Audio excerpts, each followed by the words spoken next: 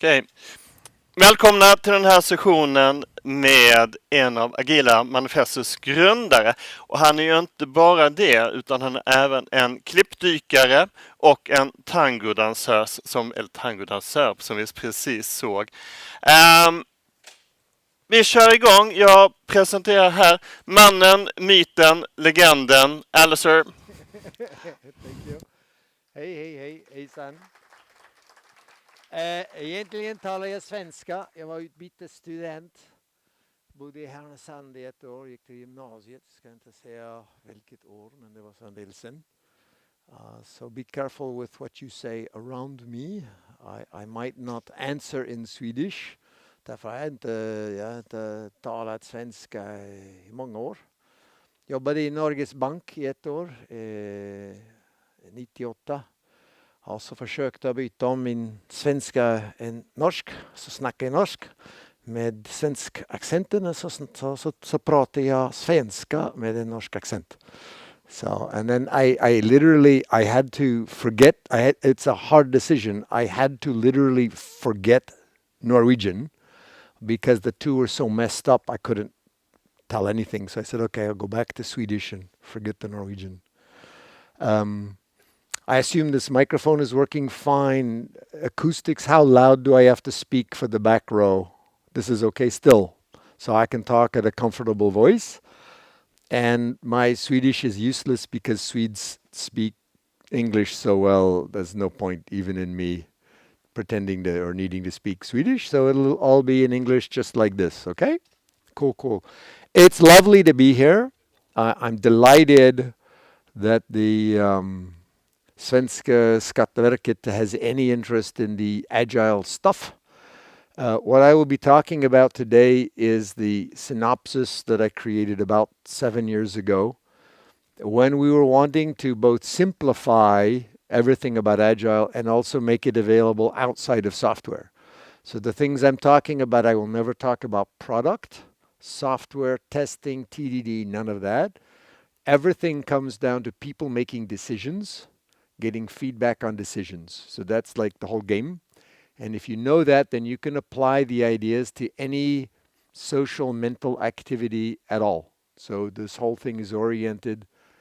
And when you do that, you find that the word agile, in a sense, doesn't have a meaning anymore. It's not about being agile. It's just improved teamwork. I was going to call it team.work, like the work of teams, not the teamwork inside of a team, but the work of teams. And then I was convinced that for marketing reasons, I should stay with the word agile. So it's the heart of agile, and I can tell you a bit about that.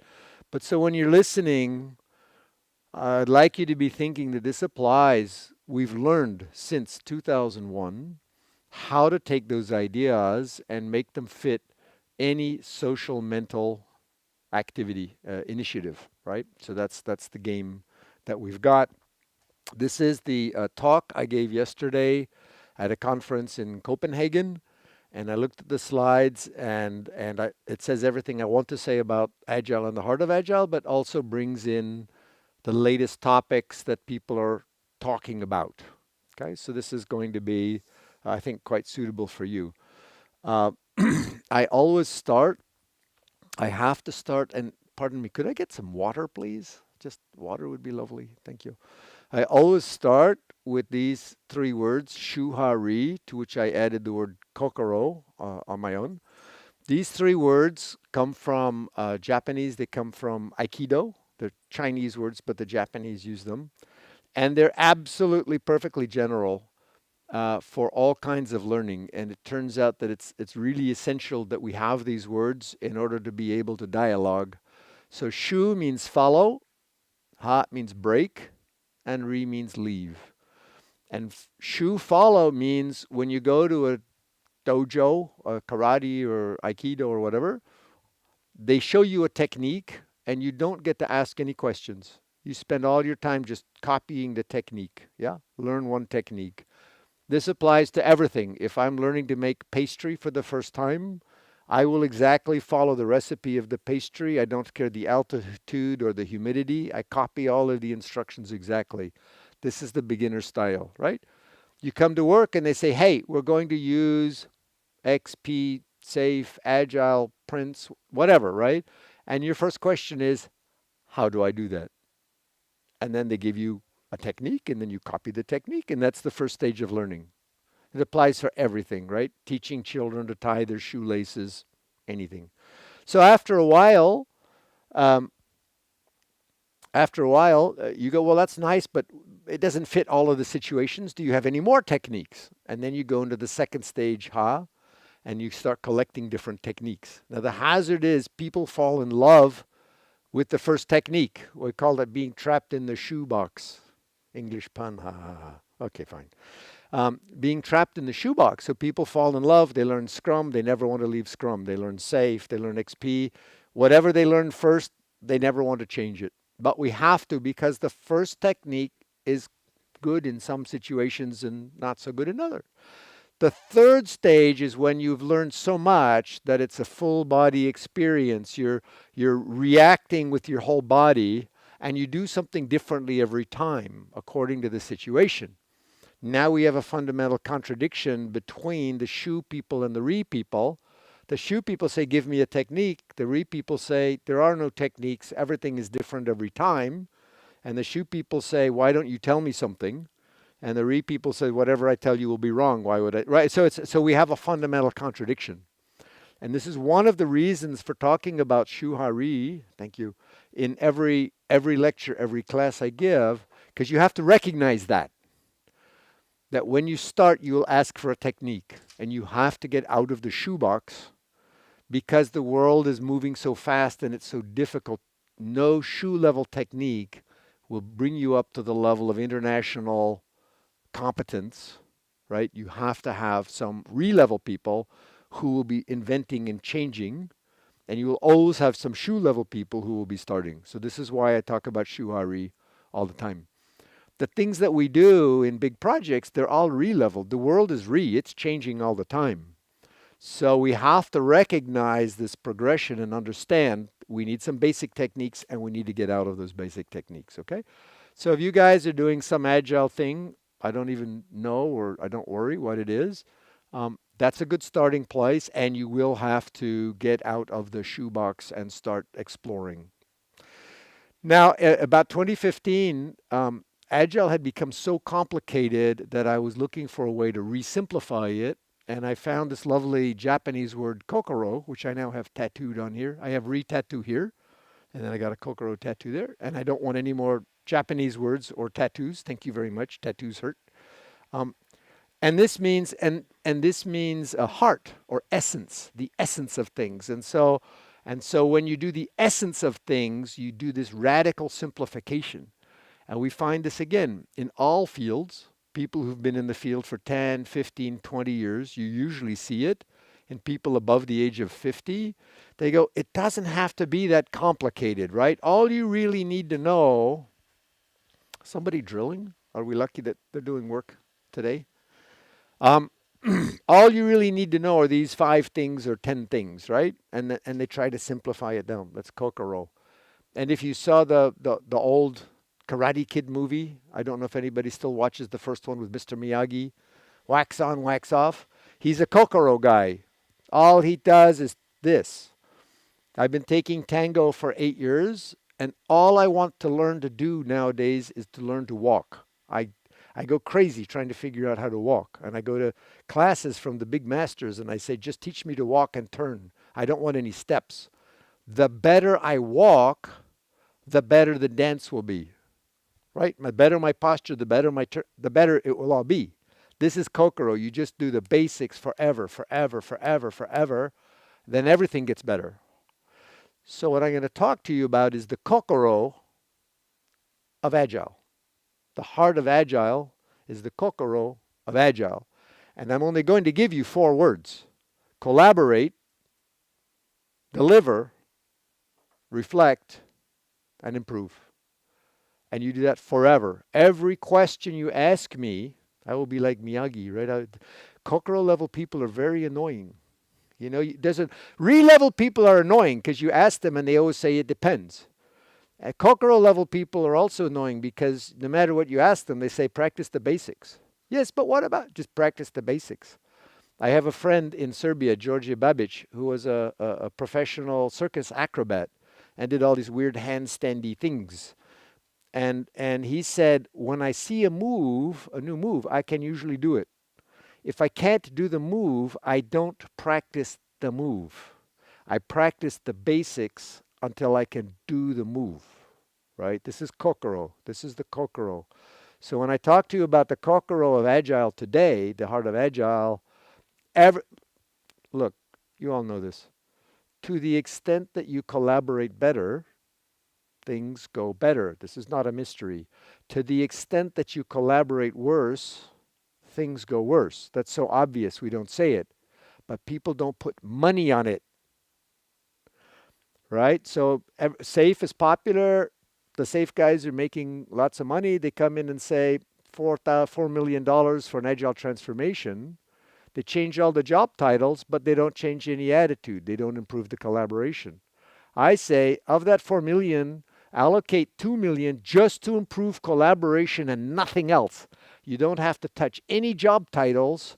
You don't have to any techniques, and already things will go better, right? So it's not the changing of the job titles that's the magic. It's the improving of the collaboration. So I am going around the world trying to get people to put money on something that we already know is important, which is to the extent that the people collaborate better, things go better. And they say, just yesterday I was at a conference and they inevitably say, but what about a 2,000 person company, the big companies? I go, collaborate. I don't have to teach you how to collaborate. Everybody knows how to collaborate. You may not want to, but you know how. So this is the thing, right? Pick up the phone, walk down the hall, right? And do that. And say, but they're in different departments. Yes. And now watch this. The bonus structures in many companies are competing at the top. They can't collaborate because the bonuses, the executive rewards, are in conflict. Now we have a structural issue we have to address. You have to change the compensation plans at the top if you want better collaboration. These are the conversations we get into. And employee, the annual employee evaluation, if collaborate isn't one of the top 2 things that people are evaluated at the end of the year, they're not going to do it, right? There's nothing for it, right? So this is how we take the word, one word, collaborate, and we have mega effects in an organization. So this is Kokoro. So that's the Shuhari Kokoro. I already gave half the lecture about collaborate. That's not a problem. Because we're taking Agile outside of software, I needed a new definition, a fresh definition. Before 2015, I always referred to the Agile Manifesto, but we're now doing things in villages in Patagonia and India and Tibet, in places, and you can't reference that. So I just looked in the dictionary, and the definition of Agile is the ability to move and change direction quickly and with ease. That's all I need. That's all I need. I don't need anything else. That's the definition for me. We knew what the word Agile meant in 2001, obviously, but that's where I go to. Why do we need it? We care about this word because the world is changing so fast, what they call VUCA, volatile, uncertain, complex, ambiguous. There's no chance that a 2-year plan can work in these days. Just to say, the reason I am in Europe at all is because in February of 2020, one of my clients in Germany prepaid me. I hate getting paid in advance. I'm paranoid that something like a global pandemic will arrive and shut down global travel between the time I'm paid and the time I'm supposed to show up. Couldn't happen. I don't know why I'm so paranoid, but it happened between February and June of 2020. And after 2 years, they wrote to me and said, by the way, you remember we paid you in February 2020 to come to Germany and do something? Well, you kind of owe us, right? So can you please get on a plane this summer and come to Germany? So that's why I'm in Germany, right? So the world is VUCA. Because the world is VUCA, everybody, every team, every organization needs the ability to move and change direction quickly and with ease. So now we have to find something that we can teach to everybody in the entire world to increase this. It's a skill. It's a skill. It's a skills acquisition activity to get better at this. You don't become agile, you become more agile, right? It's a gradation. So that's what's Agile. Why do we care? The problem we're just currently needing to solve is that the Agile frameworks, even Scrum, is just too complicated, too many words. You can't go to a village in Tibet with all the words of Scrum. We need something completely simple that applies everywhere and is easy to learn. So that's the topic. My contribution is to choose these 4 words. Collaborate, we went over. Collaborate is where you get the ideas from and where you actually break ideas quickly. Like all you have to do is mention to a friend, I think we should something, and they go, no, because, and you've broken your idea that fast, right? So any organization is making hundreds of thousands of decisions. We make errors in decision making at the rate of 1 in 5. I saw at some report from the nuclear power plants. Doesn't matter, 1 in 5, 1 in 10. You're not going to make 20 decisions in a row and get them all right. So I'll just say 1 in 10. You make 100,000 decisions in the organization, you have 10,000 errors. Boom. You have to find them. How are you going to find them, right? So the first thing is to just mention it to somebody and they say that won't work because, right? The deliver is because I had this discussion yesterday. We're all inside the bottle. We can't see the outside world. We have all our discussions. We think we're right. We all agree. But outside the bottle, they don't agree, right? You have to go outside the bottle. You have to go to the real world and find out what the world thinks. That's the deliver part. So you deliver. They help you find more errors. Those are the real errors, right? Reflect and improve, I separated. They normally happen kind of together because I really want to anchor the fact that you stop for a minute. You pause. You pause. Startups. There was a guy in a startup yesterday and he said, we never pause. It's a startup. We just run as fast as we can. We never pause. I go, yeah, you have to stop. And most organizations, even agile organizations, when I go to the top level, they don't have a reflection workshop, as I call it. They don't stop and pause at the executive level. They're just running as fast as they can. So the reason I separated is stop for a minute, think about things. Where are we? Check your data, check your emotions. What do we want? What is it we want? Then you can go and improve collaboration and delivery and everything like that. So these are the basics. The U.S. Air Force uses this phrase, brilliance in the basics. They have so many airplanes, they can't teach the pilots how to operate every cockpit. So they want that no matter what airplane a pilot gets into, there are certain basic things they can do no matter what. Brilliance in the basics. That's a great phrase. So everything you do will be improving both your skills, your habits of collaboration. Delivery is technical on a per topic basis, but you have technical people, that's fine. Pause periodically, check data and emotions, and then figure out what to improve. And we'll be talking about micro improvements, okay? That's where we're going. The key thing about this, the kokoro of Agile, so I'll get away from just a buzzword, heart of Agile, and I'll say kokoro so you know I really mean the heart and the essence of this thing. It's not a process, it's not a framework. We're so used in our field, everything is a process and a framework. Scrum is not a process. It's scarcely a framework. Framework is just a fancy word for I don't know what it is, but it's better than process. It's a process plus plus, right? I don't know what it is.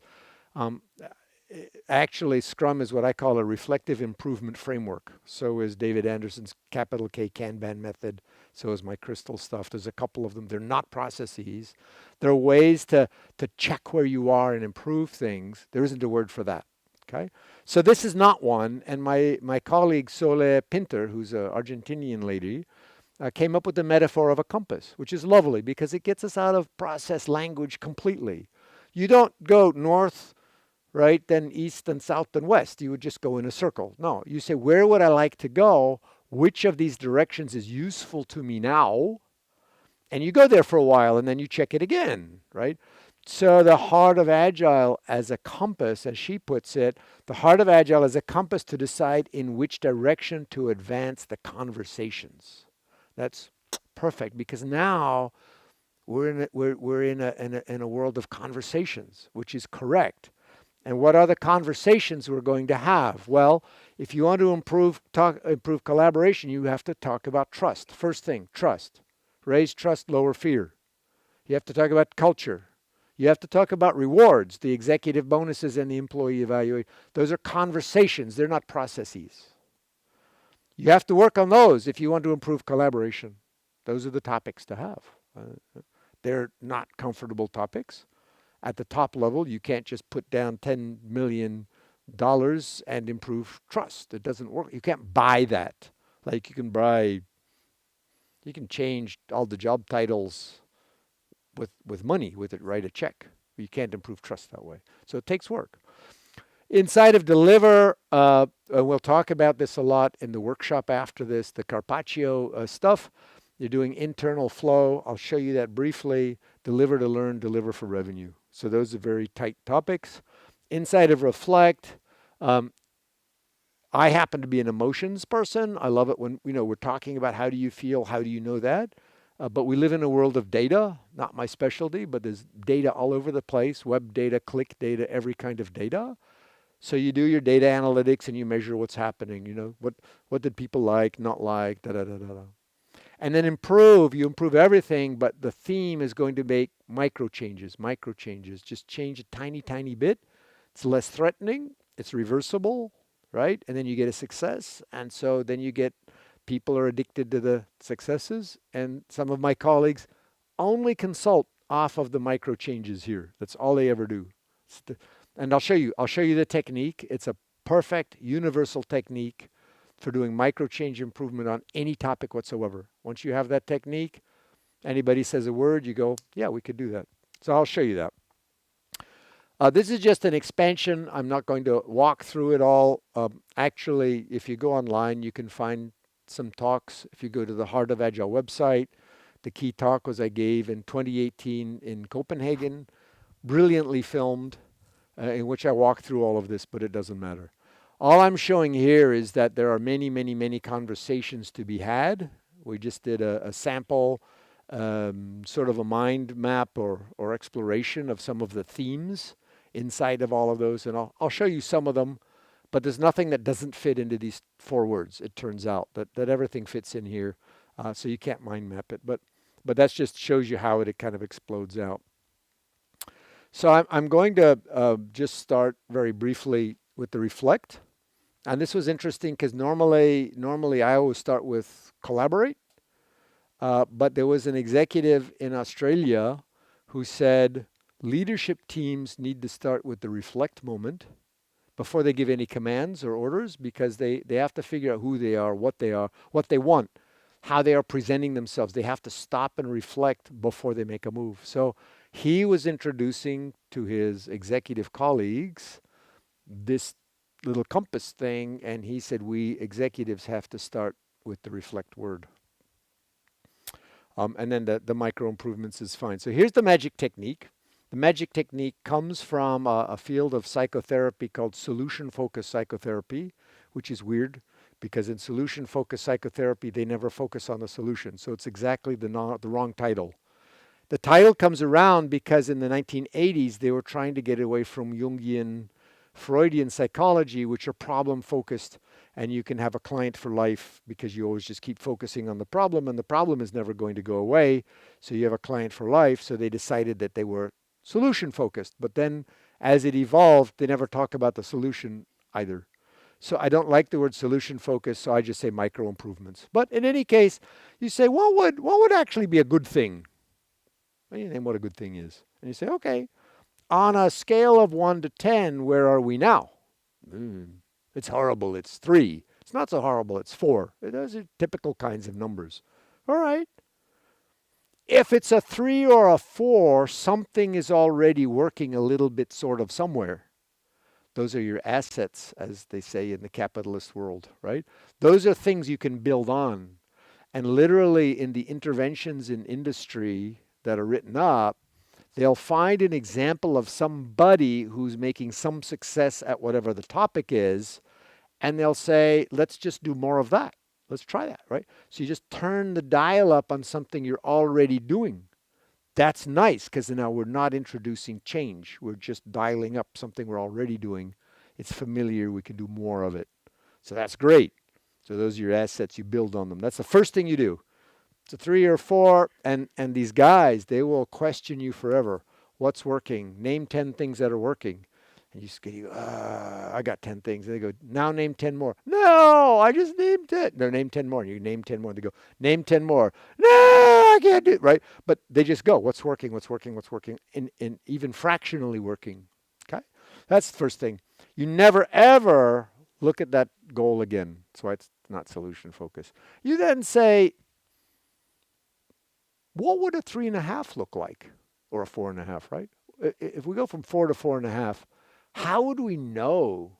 What would tip us off that we were at a 4.5 instead of a 4? And you get very concrete. Name 10 things that you would notice, right? You come to office and that topic that you want to improve is just a little bit better. How would you know? Let's just say it had happened, right? Whatever time it took, you come to work and that thing is half a point better. What would you notice in the other people? Is it the way they walk? Is it the way they talk? Is it the way they spend time? So what do you notice? And it turns out that from a psychological perspective, when you do this and you practice what you would notice, you in fact start noticing it. And as you start noticing it, then it kind of like draws you toward it, right? So that's really kind of a magical thing. So it's not solution focused at all. It's micro improvements. So there's a couple of different techniques. I call this the delta delta. I asked them that because I said, your name solution focus isn't any good. Is it okay with you if I called it a delta delta, big delta from 1 to 4, and a little delta from 4 to 4.5? I'll call this the delta delta. And they said, yeah, sure, that's fine. You can do that. So I call it the delta delta technique, and you can apply it to everything. And my colleague Jerry Derbier lives off of this. I mean, he does Heart of Agile, and he does project management, but all he ever does is this everywhere he goes. Because it's non-threatening and it works and it takes any topic. When we come back to team-based initiatives, there's a fundamental model that I use that I built up 20 years ago that's so accurate, I use it to answer all difficult questions and make predictions. And this is the foundation for everything I do. The idea that an organization is like a giant brain, and the brain is doing this kind of a computation, as they call it. It's hard to say computation, but doing this big computation or calculation called how does the world work? And I want some effect in the future. I'm going to take an intervention. You notice there are no products in here, right? I'm going to take an intervention, stick a big fat finger in the world and generate a ripple effects. One of those ripple effects is going to be the one that I have in mind. For a company, it's typically they put money in my bank account. But it could also be that they boil water in Africa, install solar cells, whatever the effect is, there are many consequences. But the whole organization is playing this big prediction game. What's the structure of the world such that if I had a thing and I did the thing in the world, out of all of the consequences is the one that I'm after? Now that's a really, really, really complicated, fragile kind of a computation you can imagine. And the problem is everybody in the organization is doing it differently. And so we'll just take a product company, not you guys, but we take a product company very typically. Senior vice president of sales comes in one day and says, our next strategic project needs to be whatever. Why does this person say that? Well, because they had made a theory of the world and they said, in order for us to survive the next, whatever's coming up, if we had a this and we produced a that, then da-da-da-da-da, and people would buy our product and we would make money and, so on and so forth. So as one person has this theory, but they don't say the theory. They just say, our next strategic project is this. Everybody in the organization is now on the move in their heads to build a theory of does it work, does it not work, how does the world work, how does this work, if you stick this in that, will that happen? And so there's this giant synchronization activity going on in the organization where everybody's exchanging the world works like this and we should build to this and if you put this there. No, that won't work because da-da-da-da-da-da. It's all in motion, right? And the world is, of course, moving at the same time. So the people are the neurons in this computation. And people are weird as neurons because they have legs and they wander off. They go on vacation or parental leave and then they wander back and the computation has been all moved. And so part of the action is how do we bring people back up to date on the state of the computation when they go away and they come back? That, for example, is why agile teams have so much stuff on the walls. That's representing what they know about the world at this point in time, right? So this is very fundamental. And we were talking about distributed teams and hybrid work and all this stuff yesterday. This helps you predict what the answers are going to be, right? It's just about moving ideas between minds to try to guess how the world works, what we should build, how that builds. When you stick it in here, what are the effects? Okay, everything is that. And this is where we get to trust, fear, distance, technology, reward. Everything comes from here. Good. So as you're gonna guess, most of everything is attitude based.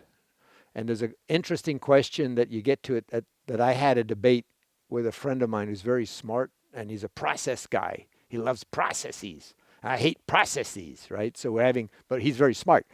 And so we had an interesting discussion, sort of the chicken and the egg, which comes first, the chicken and the egg. So which do you do first? Do you change the structural elements of a company or an organization, or do you change the attitude elements of an organization first? You have to change them both. And he said, I want to change the structural parts first to permit the collaboration. And I go, I want to change the attitude ones first because I think you can do that. People will gift you with an improved attitude, but then you have to change certain structural things so that that doesn't get in the way. For instance, guess what? First structural thing is cross-functional teams, right? Why? We want to get these neurons together. So that's a structural change. But then people are really helping each other. That's going great. But when it comes time for the annual employee evaluation, they're not evaluated on how well they collaborate. That's a structural problem. So you got to change that. You have to change the bonus things, the reward structure at the top. Those are structural things. So I always come in, the easiest thing is an attitude change, work more collaboratively, and then you have to get certain structural things in place so that it doesn't like fall apart. Yeah, that's that. So those are the topics, we talk about. I'll talk about guest leadership, which is a strange word. But you see words like listen, allow failure, politics, rewards, silos. Those are topics in those conversations. This now builds on that neuron metaphor kind of a thing. Two key sentences that are, again, very foundational. The speed of the project is the speed at which ideas move between minds. It's not 100% correct. It's pretty close. It doesn't take into account talent and certain kinds of tools and things, but it's good. But the next sentence, the inversion of that is 100% correct. Anything that slows the movement of ideas between minds slows the project. And so in any of your little groups, have a little group. Take half an hour sometime and just ask that question. List everything that slows the movement of ideas between minds. List them all. And you'll never guess what comes first. Fear. Fear, distance. Spending time writing instead of spending time talking. Different cultural languages, right? There's mechanical things, video instead of in person. Do the list. It's amazing. But fear comes out number one, and distance comes out number two every time. So some attitude, some structural. So that's a. This is a key thought, a key question that will help you diagnose problems, identify problems, diagnose, and even repair. So you can see we're not in the world of processes here. We're in the world of conversations and attitude. Here's a graph that we discussed a lot yesterday at the conference because we're talking about hybrid work. If we just talk about the effectiveness of communication, right? Person has a thought. They're trying to get that thought into the other person's brain, right? These neurons are trying to do this thing. Two people at the whiteboard is just the most effective thing that I've ever seen because of the number of communication channels or modalities that are in play. When you're talking to somebody at the whiteboard, you're looking at their face. The face is changing. They're moving forward. They're moving backward. They're doing this. You know if they want to interrupt. You know if they want to disagree. And you change your words on the fly by looking at their face. Right? It says that. vocal inflection, vocal timing. You draw on the whiteboard, you have 2D representations, you have timing between speaking and drawing. You refer back to previous part of the conversation when you point at the whiteboard. All of this is in play with two people at the whiteboard.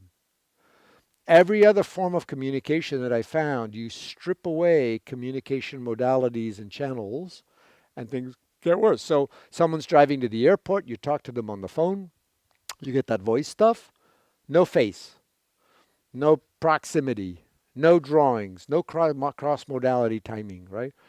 You go to chat, now you lose all that softness that comes with the voice, the reassuring tones that says, I'm not attacking you. And you know how fast how quickly things go bad in chats and texts and stuff. It's like, boom, because you haven't got all those little reassurances that come from the voice and the face. So that's a curve. And then I asked myself the question, if you couldn't be at the same place at the same time, if you're communicating either across time zones or across days, hours, weeks, months into the future, what could you do? What does that curve look like? And guess what? The answer is you video two people talking at the whiteboard. Not a lecture, but a back and forth. So that the viewer gets to see this person, you know, the body language, and this person will change their presentation based upon what that person's doing. And so when you guys, in particular, you're going to say, dun dun dun, writing is slow, just have first thing in your back pocket is just take a video of two people talking at the whiteboard. When I came up with this in the late 90s, that was really hard to do because you had to get a big videotape machine and da da da da. But now it's phone, tip, server, psh, you're done. If you're working across, if you guys work with a group in a different country, different time zone, right? People do this. People in, let's say, Europe or the US, they do their daily stand-up, they video it, they put it on the server. The people in India, China, wherever, they get up, they watch the video, they see that stand-up, they video their own stand-up, and now we've got the richest possible communication between teams across time zones. Somebody is an executive and they go off on a trip and they do some client studies, field studies. They come back. They're about to get on another plane. You bring them in. They talk to the people. You video it. They get back on the plane. And now the team has the richest possible, quickest rendition of the person's knowledge possible. So video is like, you should just go to it. And anything that's a written documentation is the worst, right? No face, no voice, no feedback.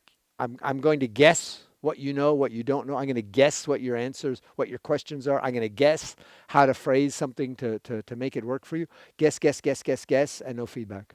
So the paper documentation is nice.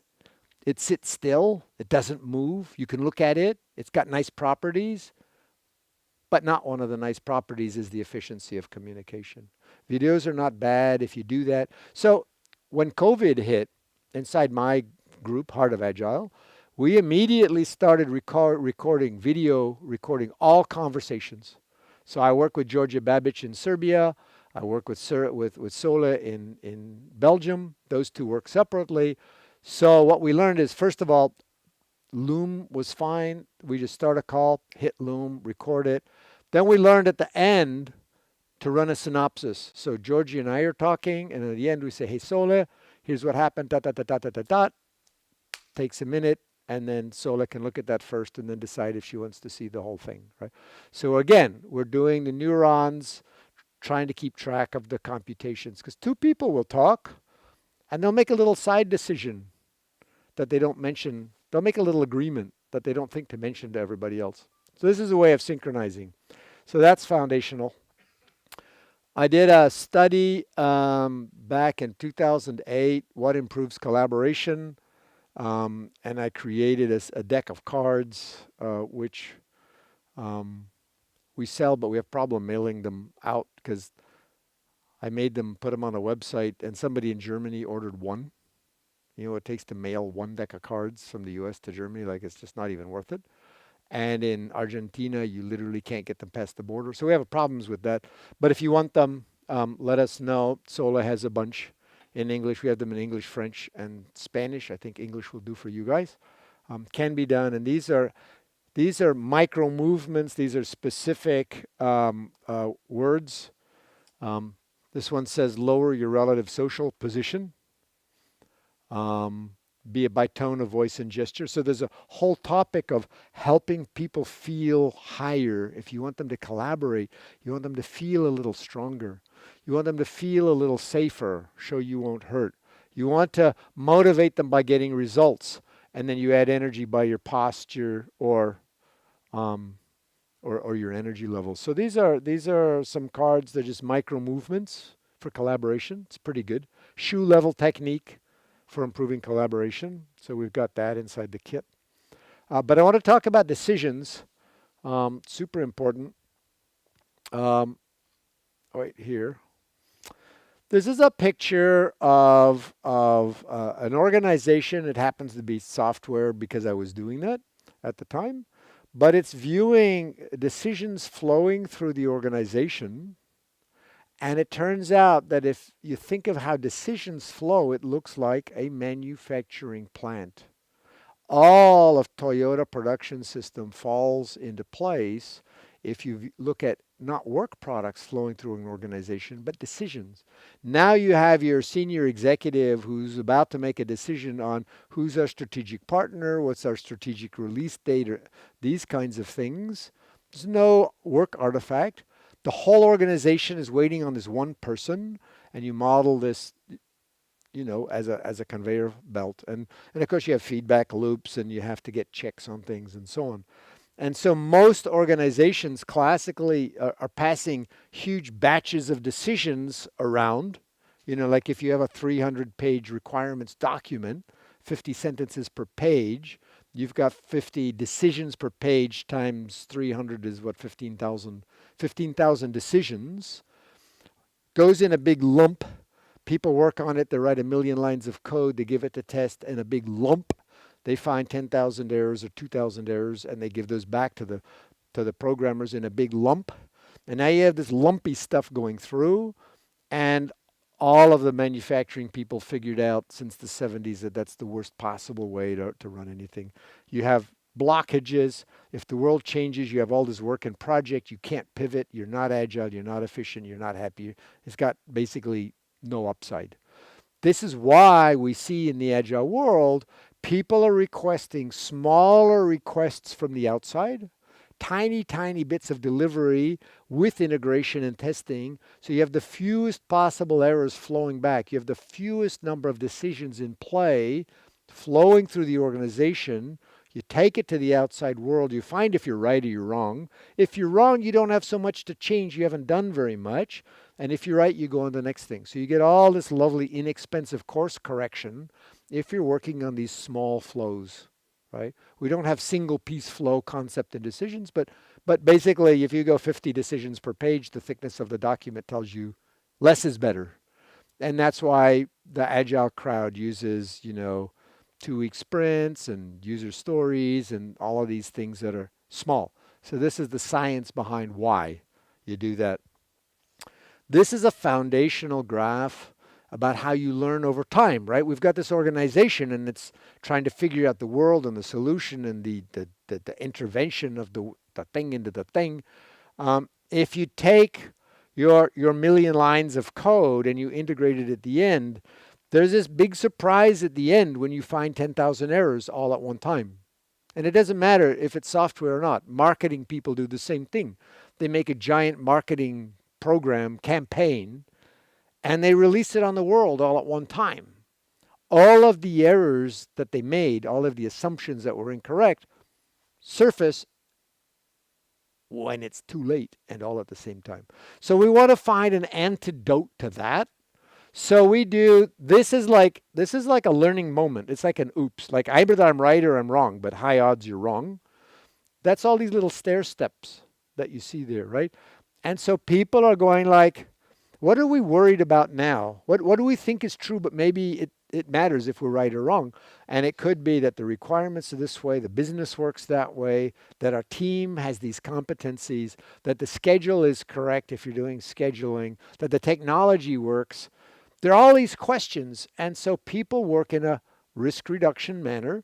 And they test these things. Try this, try this, try this. Little bits of delivery, sometimes a practice, sometimes a prototype, whatever.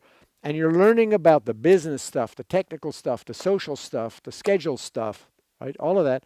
If you do that, you end up on the right hand side up there, this lovely period where the business gets to decide when is the right time to release. The risks have come down. The basic values, elements are in place. If you had to deliver, it might not be beautiful, but it could work. Or you can delay and add little micro features or prettinesses or bring up the quality or whatever you need to do.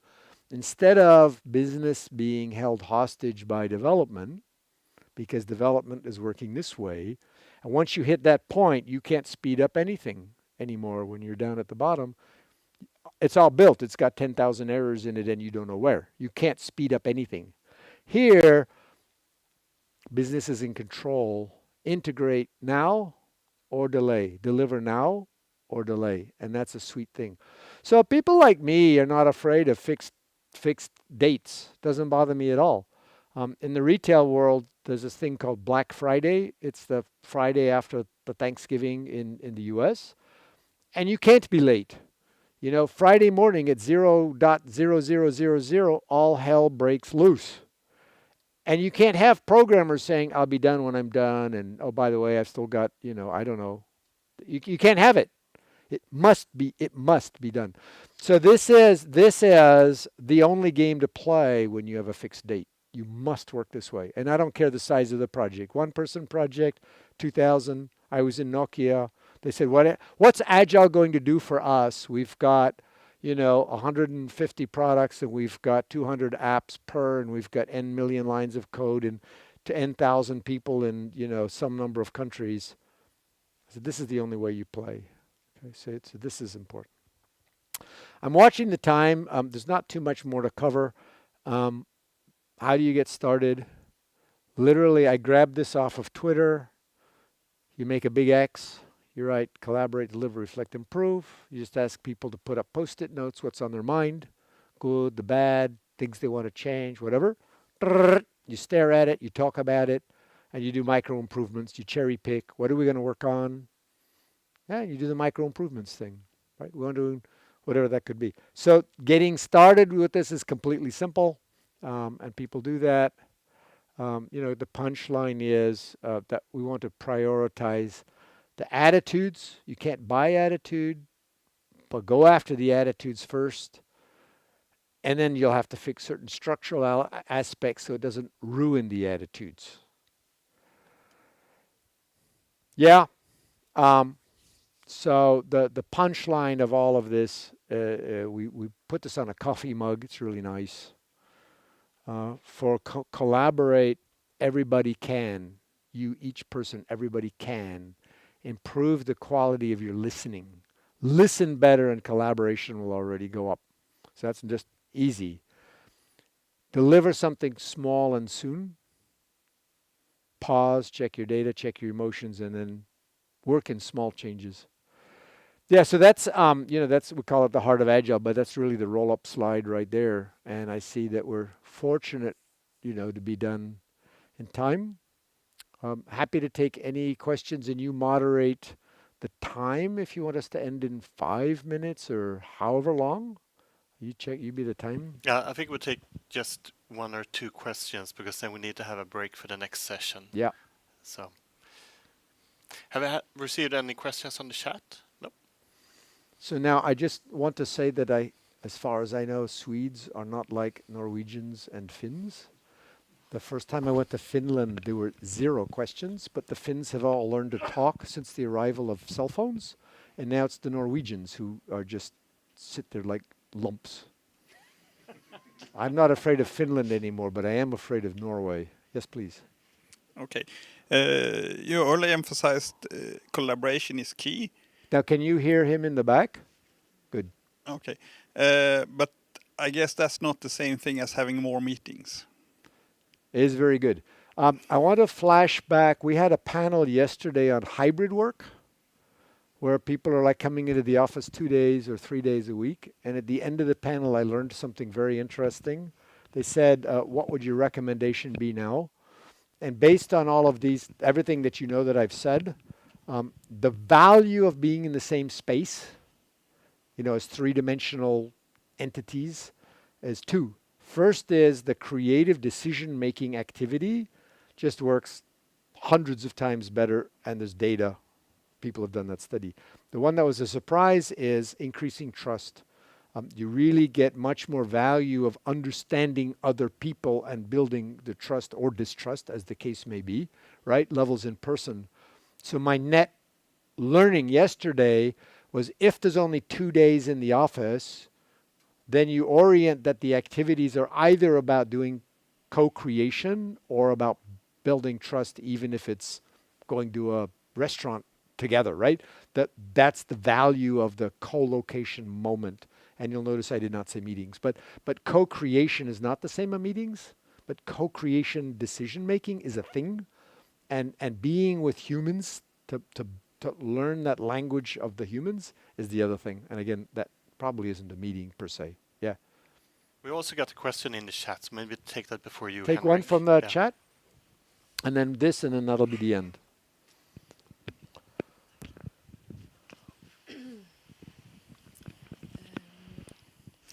But to think, maybe I should read this instead of talk, seems to slow down the principle of communication between minds. Say that one Is more the time, question. please. Say, but it starts with the word but. Okay, to speak to a colleague about something that's written down takes time from at least 2 instead of 1, even if it's more time for the 1.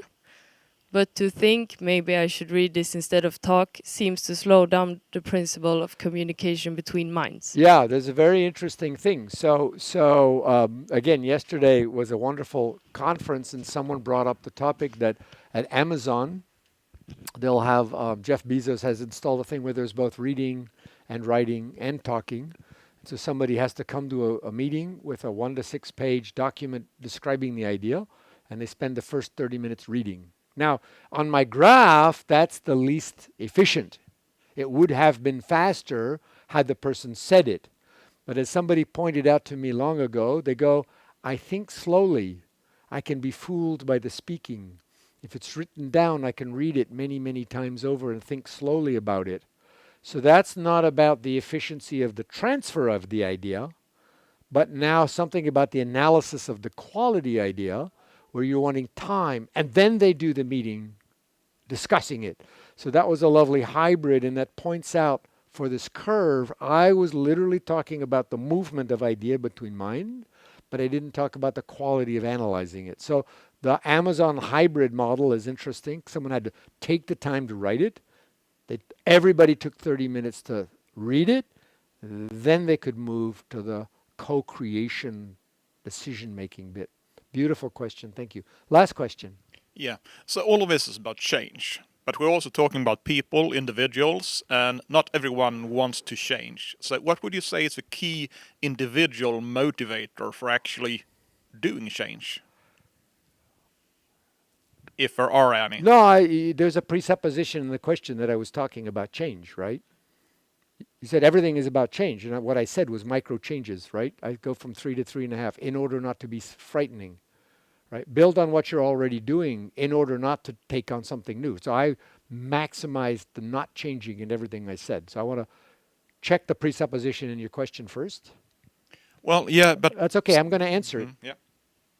I'm not looking for dialogue here because I'm watching the clock, right? But my answer has 2 parts. First, I want to check the presupposition in the question. Okay. And yes, we're all changing, and if you don't like the change, tough. The COVID change stuff, if you liked it or not, right? So change happens anyway. And the first thing is you want to build as much familiarity as possible, because people will drift to the familiar even if it's less efficient. So efficiency is a really bad motivating argument for change. Familiarity wins every single time. Hence the micro changes. Build on what's already done, make the smallest change possible. Now back to the second half of your question was, what was the ending part? We had the actual question part. Well, the key motivator for you as an individual to actually accept and do the change? Yeah. So it turns out, well, so everybody's of course different. But there was a guy who didn't want to do the hybrid work, and he started coming to the office 2 days a week, and then he started coming 3 days a week. He said, I had forgotten how nice it was to have a chat with the people at the coffee machine and the value I got out of that. So, and in pair programming and extreme programming, I asked them, why do you pair program? Like, because everybody wanted to sit solo. They said, we kind of like it. I mean, that's the answer came like that, right? And then I said, why do you do all the testing? They said, well, there's two of us, so if he's tired, I'll say we should write a test. But they like it. So the motivators are going to be pretty much at that level. ING, the bank in Netherlands, made a huge shift to Agile in 2016-17. And they did that because Google was going to enter the banking industry, and Amazon. Europe was opening up the interfaces, like that. They were terrified. And that's the other motivator. Fear, right? But big fear, not little fear. So we try to make things so that people actually kind of like being people together, or they get some personal advantage, or fear. That's what I've got for that. That's all I have on the spur of the moment. I think we're there now. Have to stop. Stor applåd för Alistair. Thank you very much.